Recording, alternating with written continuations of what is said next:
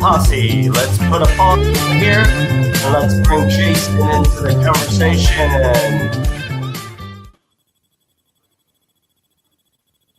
Hello, Jason. There you go. There we are. All right, perfect. Yeah, what's up with you today? Last Friday of the month. Well, it's raining out. I was gonna do this outside, but couldn't do that because of the rain. Yeah. So I had to come upstairs, and that's where I'm at now. And it's just summer. It feels like summer's finally kicking off, legitimately kicking off. So, oh yeah, we're making plans to go out on the boat and do that, and we'll probably travel for the 4th. You know, the same summer stuff. Summer stuff. Squeeze and everything that you want to do in the next few months because the weather's great. There's not enough time to do it, so you got to squeeze it all in. That's right. That's right. What about you? What do you got going on? Not too much. Yeah, not too much. My brother came in to visit. He was in Chicago for this business trip, so got to see him. Came in to celebrate our Father's Day with our dad. So usual stuff. Good times. Yeah. You guys, didn't you have a birthday earlier this month? Last month. That's right. Last month. Yeah. You're one of those single birthdays. That's right. Yeah. Yeah. Good old Jim and I. There we go. Yeah. So Jason, why don't you lead us off with what's happening with real estate for you, your team of brokers and agents?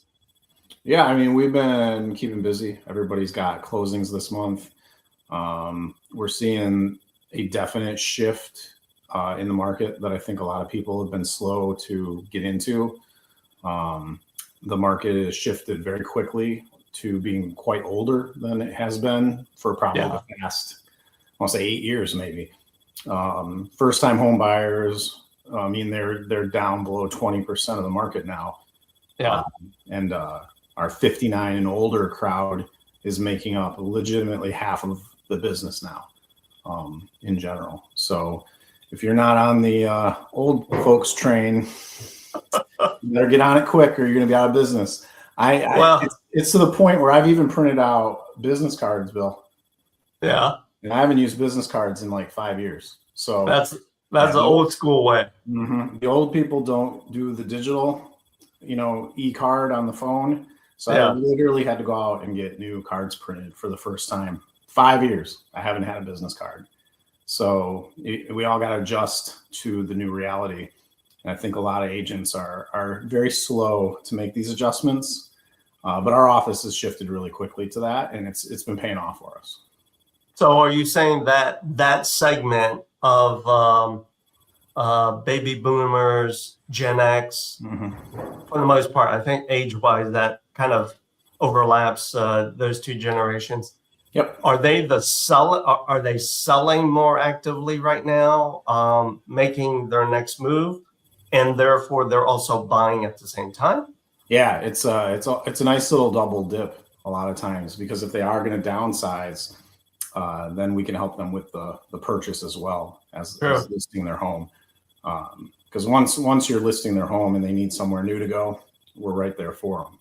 Okay. In other cases, and you and I talked about this earlier, Some of them are choosing to rent instead of buy, kind of weigh their options. We're having a lot more discussions about equity, learning reverse mortgages and how those operate again. And then talking to retirement communities, because we also can assist seniors with getting into those. So, yeah. Well, as I say, the new 60 is the 50. Everyone is living longer, aging more gracefully, more active as well. Yeah. And they, I mean, who wants to be 55, all your kids are gone, and you got a big house, with 4, maybe 5 bedrooms? Nobody wants to clean that. It's just going to collect junk. And a lot of folks too, they get these knee replacements, hip replacements, different things. They don't want to do the stairs anymore. Doing stairs every day is really hard on that kind of equipment. So a lot of them want to downsize to that single, story home. Yeah. Which is why ranch homes are the bomb. Yeah. And ranch homes, come to find out, ranch homes are much more expensive to build as new construction. Would you buy into that statement?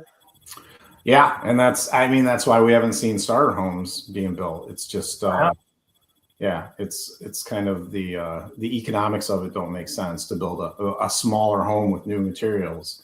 The margins are much tighter than if you build a big McMansion from the same materials. You get a bigger margin on a bigger house. So the builders are leaning that way. So they keep building up. Yeah, it's true. It's true. Building up and just filling these lots with houses. There's barely a yard in some of these things. It's kind of I hear you. So as we're talking about this, I don't disagree with you. We shared this statistic persona of the current first-time buyer. They're pushing the age of 40. The 40-something decade. But one thing I did come across for our live stream today, serving veterans who served us, and that is, of course, yes, all of you who are veterans. Are you aware that the first-time buyer median age of them who are veterans are actually they're younger than 40? Yeah. Okay. You care to guess as to why? I'll share with you my thoughts as well, but you care to guess what? Oh, no PMI, no down payment. True. So that is, of course, that's a big obstacle. That's a big, that's a big bump to the cost of owning, investing in something. But here's my opinion as to why the veterans who are buying for the first time, they typically may be younger than the civilians. My opinion, it's because if they served in the military, right, after getting their diploma from high school, guess what, everyone? They didn't go to the big fancy school with the big old student loans staring back at them afterwards. You get my drift? Yep. And so therefore, a lot of veterans who, left the military, right, honorably discharged, maybe they're now in the corporate world, or they are in the skilled trades profession. Again, they don't have those big student loan payments that they're having to chip away at. That's why. Yeah. That's a great assessment. I always forget that I got to go to college for free. I mean, I had to do. Well, see, yeah. Going for free is good, right? Going for free is good because that's a benefit back to you for serving, giving, sacrificing, giving your time and effort, your commitment to kind of protect the rest of us. Yeah. I think also a lot to kind of hop on that. I think the younger generation is a little more financially savvy, and they know a little bit more in general about the home buying process. So you have younger veterans, they have more information at their fingertips. They've been online their whole lives. They can look this stuff up, and they know that real estate is a good investment vehicle. And I think if civilians who didn't serve, if they wanted to, I mean, they would obviously be buying houses if they could. If they could. Yeah, but they've got these debt, they got that debt, and they just can't. So you've got the younger cohort of veterans that can. So it's pretty cool to see. Pretty cool to see. And not to mention, let's call it like it is. When a veteran served and when they are discharged honorably from the armed forces or whatever, let's call it like it is. A lot of corporate employers kind of roll out the red carpet to attract veterans as their new employees, new contributors. I think that's a big benefit as well. Oh yeah, for sure. Yeah. It always raises my antenna. I'm excited when I get a new resume for a new real estate agent and they've served, because I know they're going to do a good job. Yeah. They know how to complete a task. So that's right. It's their ability, their trained ability to commit to the task, and then the discipline of executing, performing that task to the outcome. Right. Yeah. Hey, let's shift gears now and talk about, because you yourself are a veteran, you're now a team leader of your brokers and agents. What do you think are some common myths that might still exist for us as service providers serving that veteran client? Here to lead us off with that thought? Yeah, I think one of the biggest ones is, pre-COVID, there were caps based on where you were in the country. There were limits on how much you could borrow under the VA home loan program. And those caps are now they're gone. Yeah. Yes. So if you can be approved for a jumbo loan under the VA program, you can get a jumbo. It doesn't matter. Yeah. No money down on a multi-million-dollar house. How great is that? You can save your money and repurpose that money elsewhere for a bigger gain. Yep. Yeah. Put it in the market. Yeah. What's another myth you think? Yeah, I think another myth is that the process is more difficult than traditional. I know. That maybe back in the early 90s or 80s it was like that, but it's not like that anymore. So these things that in the past were true, they tend to persist, these myths. So yeah, they tend to persist. I think it's because, if you as a service provider have not yet had the benefit to serve a veteran client or play a role in a transaction, because real estate is a team sport, serving a veteran client, you can still be hanging on to these old myths. And I agree with you. You've heard me say this, a loan's a loan. It all boils down to, can you afford to pay the loan back over time?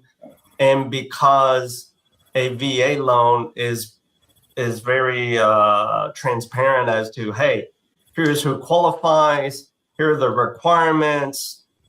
The rest of it is just leaning on, the lender, an experienced lender's process to kind of move forward, conditionally approve the veteran, and then move forward with the rest of the transaction to get the client to the closing table.